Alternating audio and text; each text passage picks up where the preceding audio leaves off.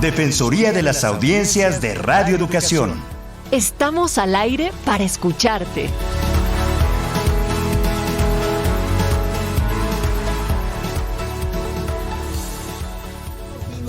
Cadencia, los derechos de las audiencias y de la Defensoría, hacerlos valer cada día, motivo de mi cadencia, los derechos de las audiencias y de la Defensoría, hacerlos valer cada día.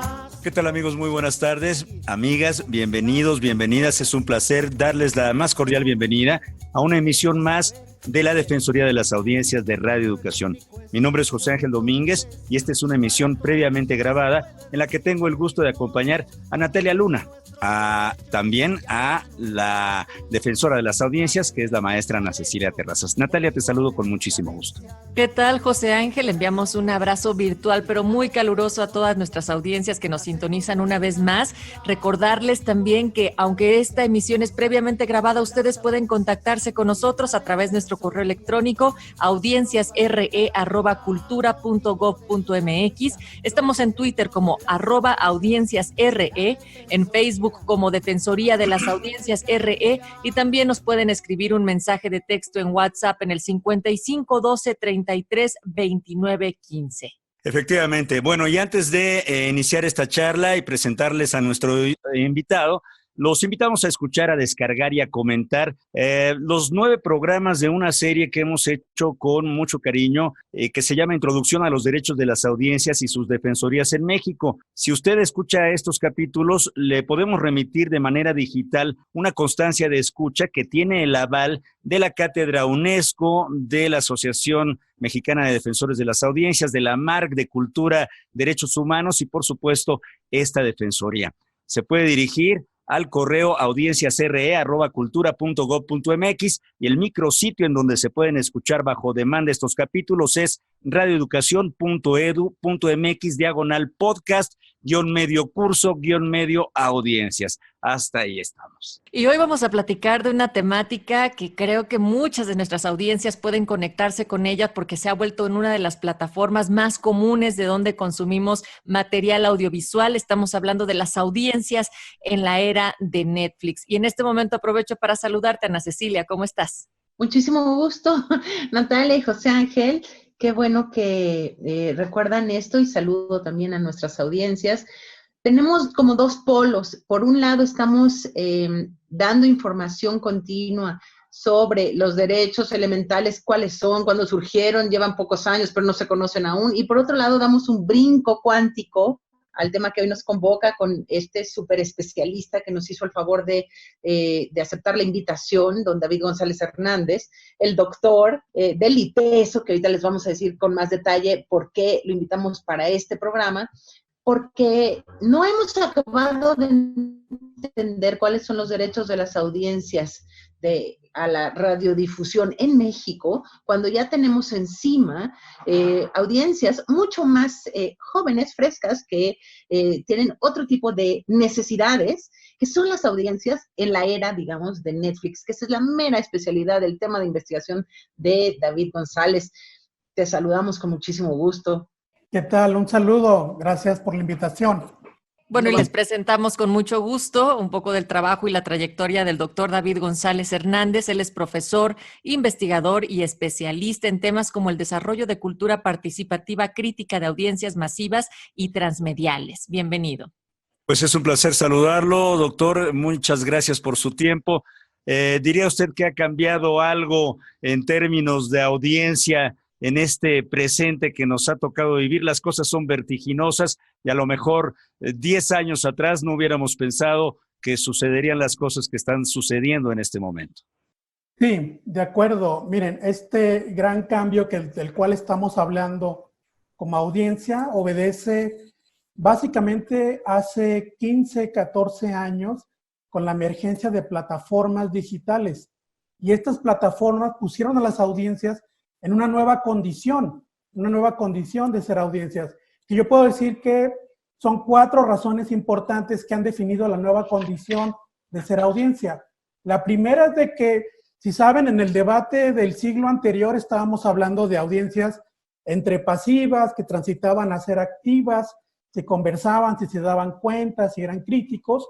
Bueno, ahora, ante esta nueva condición, estamos hablando de audiencias hiperactivas, en el sentido de que si antes consumíamos contenido mediático en términos generales, ahora no solo se consume, ahora también se puede producir contenido y participar en plataformas, hablando, por ejemplo, con tus amigos en el WhatsApp, opinando, dando tu opinión en Twitter, colaborando o charlando con otros amigos en Facebook, etcétera. Estamos ante esta nueva condición de ser audiencia que además de producir contenido, estamos relacionándonos como segundo aspecto con múltiples pantallas. Es decir, no solamente ya es la televisión, ahora estamos viendo contenido o viendo Netflix en este caso, en las tabletas, en las laptops, en los móviles celulares, con diferentes aplicaciones, etcétera, que concentran e integran y convergen toda esta ecología de medios. Otro tercer aspecto que me parece muy importante es lo que podemos denominar como esta idea de a todo momento y en todo lugar. Es decir, si tenemos múltiples pantallas, ahora podemos ver Netflix o cualquier otra plataforma digital, Amazon, Blim, Claro Video, a las 5 de la mañana si tienes insomnio, sobre todo en el confinamiento, a las 12 del día, lo puedes ver en el auto, en tu casa, incluso en el baño, ¿sí? Donde ha demostrado muchos estudios que muchos interactúan o ver algunos programas en el baño. Entonces, estamos hablando de un tipo de medio, que es el medio como que rentabilizó Netflix como modelo de negocio, aprovechó esta idea del Internet de las cosas y lo convirtió en todo un modelo de cual ahora se habla que estamos ante una televisión, hipertelevisión.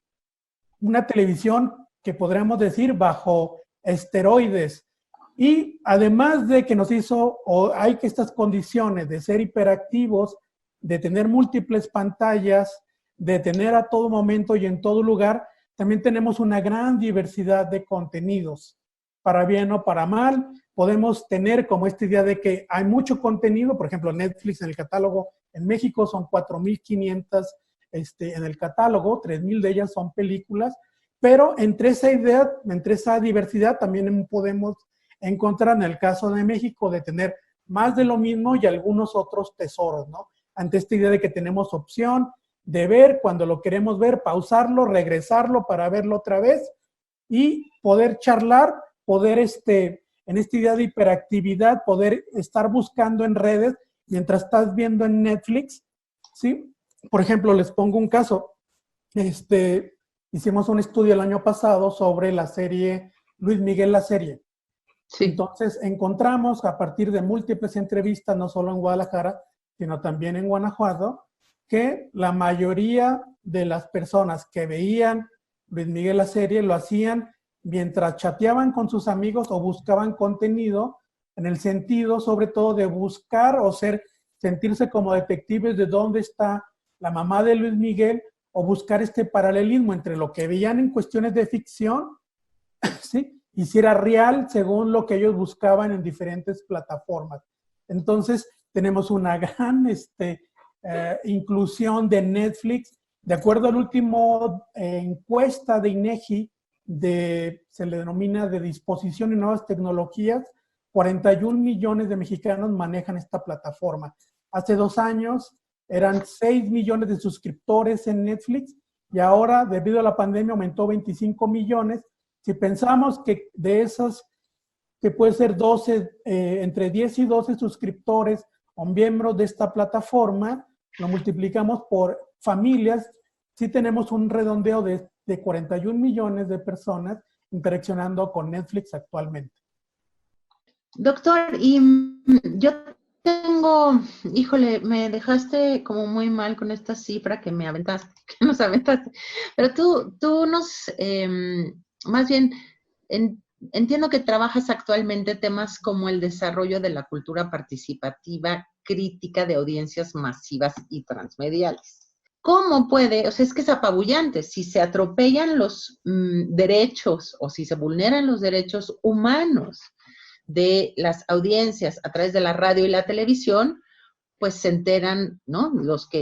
Algunos cuantos, si se atropellan los derechos de las audiencias, de estas audiencias en esta nueva era, en algunas plataformas, ¿no? Está complicado. ¿Qué podemos hacer? Pues desde la radiodifusión, estar difundiendo y expandiendo este tema, dándole a la alfabetización mediática, pidiendo y poniendo ejemplos de cómo pueden ser vulnerados, cuál sería un caso es decir, de alguna manera, siempre siendo un espacio de conversación, pero ¿qué nos puedes decir, comentar y ejemplos poner de estas plataformas y de los derechos humanos ahí, cómo están? ¿Qué está ocurriendo?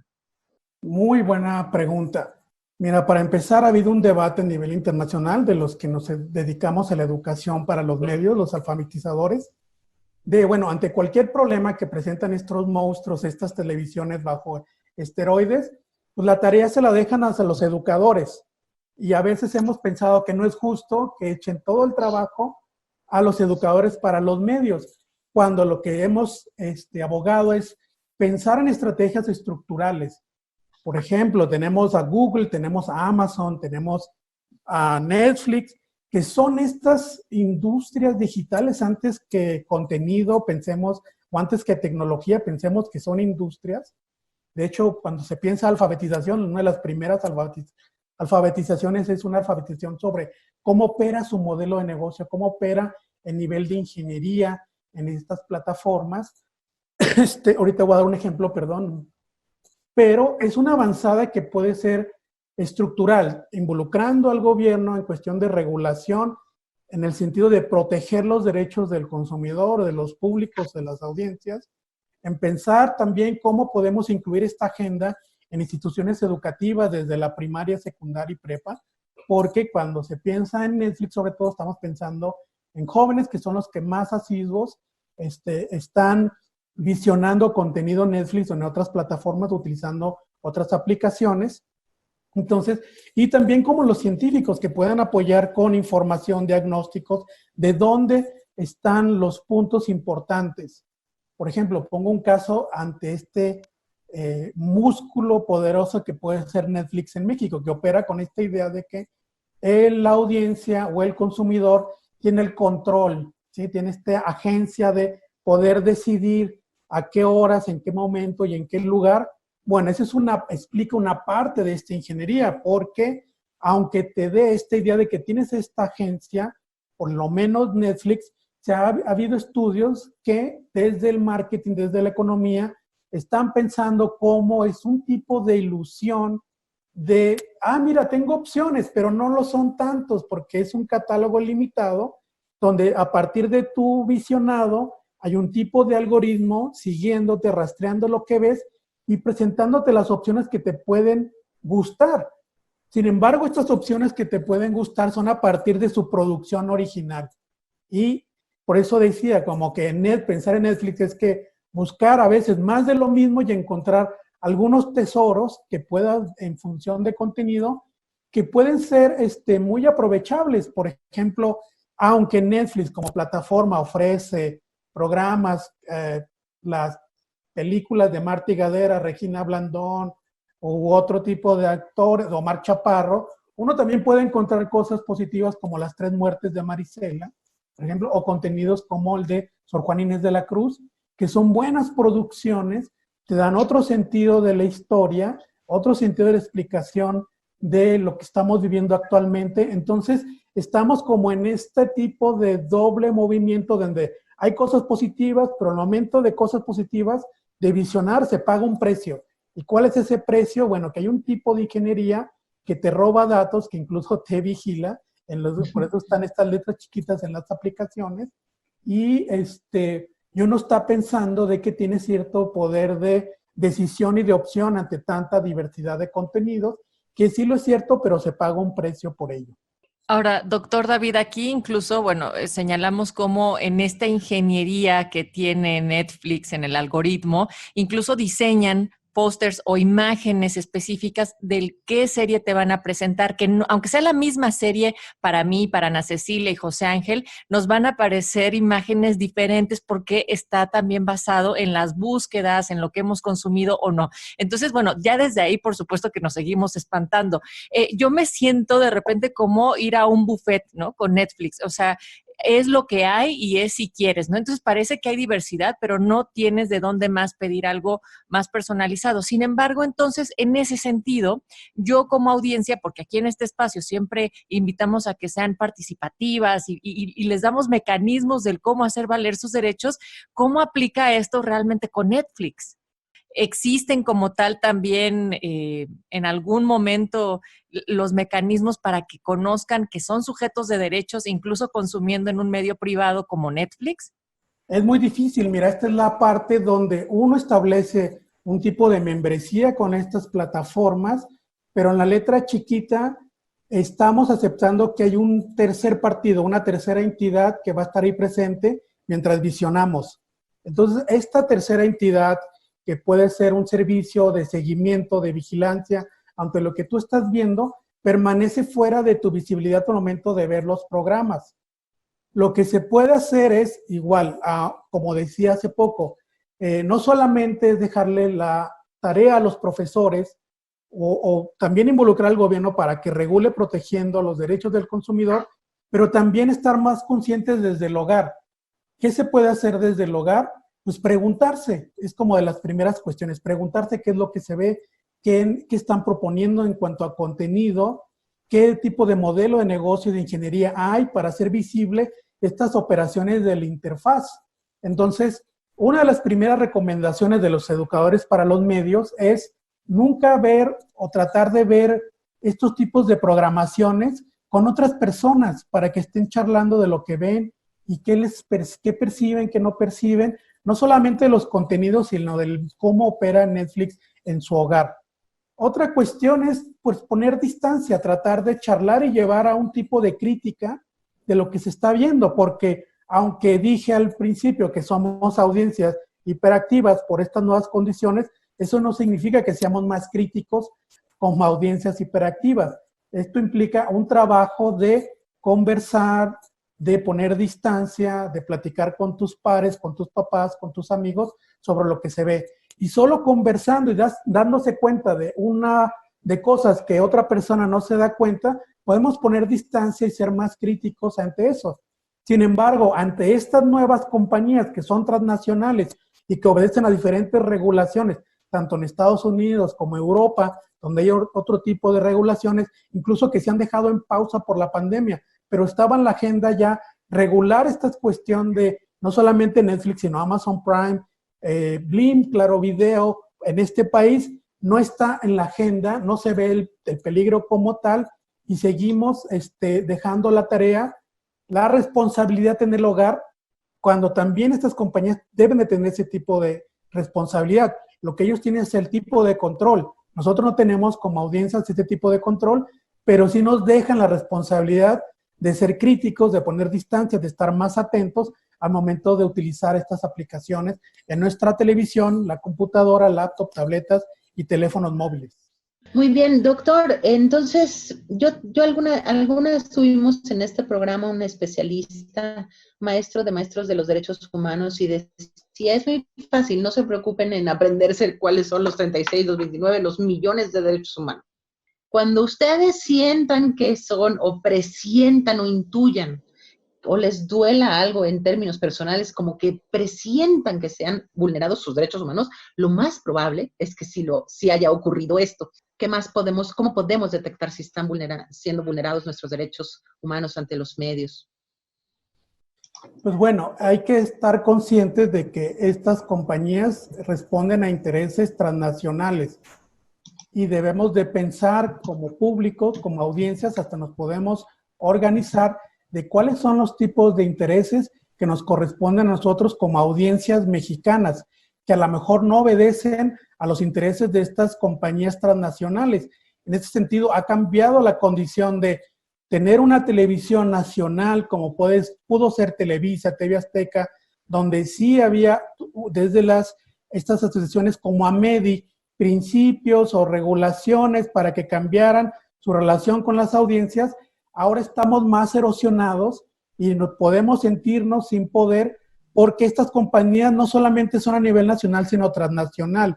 Y lo que debemos de hacer es generar un debate de, bueno, ¿cuáles van a ser nuestros intereses y derechos frente a esas compañías transnacionales? Entonces la discusión rebasa ya el aspecto nacional ante estas nuevas compañías globales que de entrada, no solamente en México, sino en diferentes partes del mundo, están erosionando y vulnerando los derechos de las audiencias.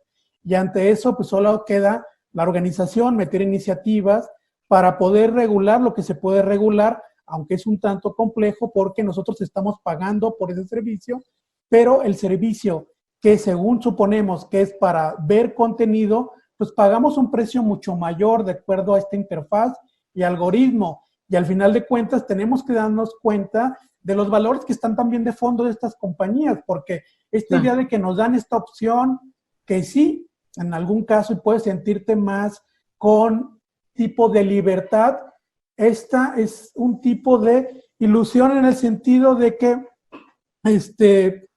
lo que están haciendo finalmente es proponer valores de la personalización, un tanto de individualismo y de valores de este sistema que muchos han dicho capitalista, y en este sistema capitalista ha sido el incremento mucho mayor, sobre todo en términos de pandemia, de estas plataformas digitales.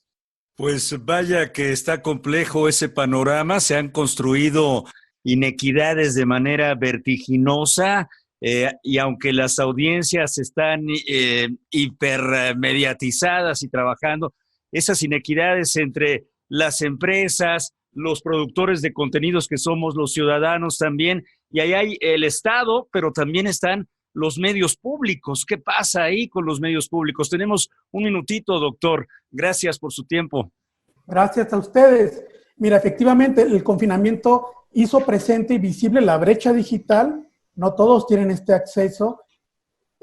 Acentuó esta idea de que los jóvenes son los que están realmente visionando estas plataformas en Netflix, que están teniendo un consumo muy intenso durante el confinamiento.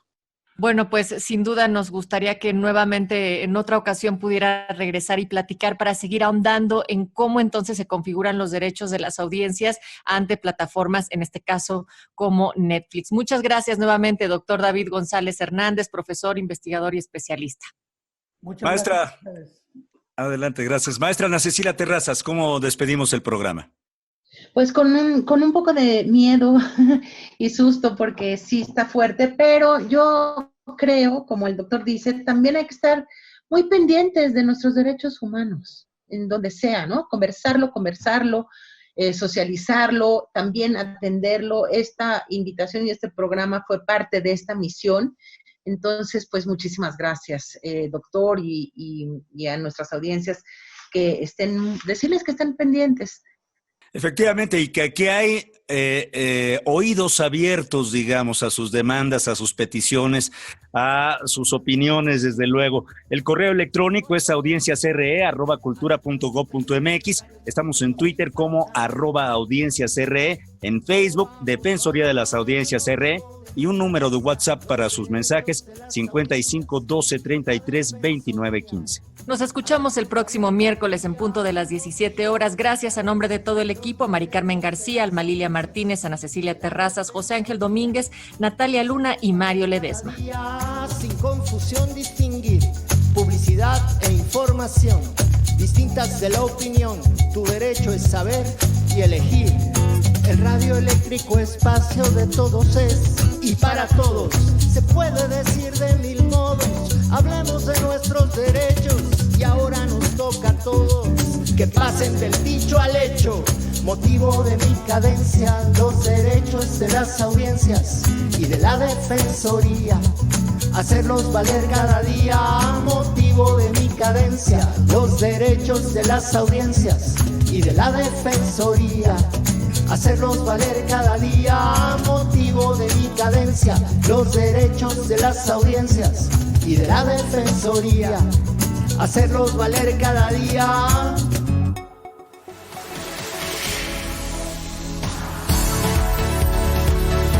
Defensoría de las Audiencias de Radio Educación. Estamos al aire para escucharte.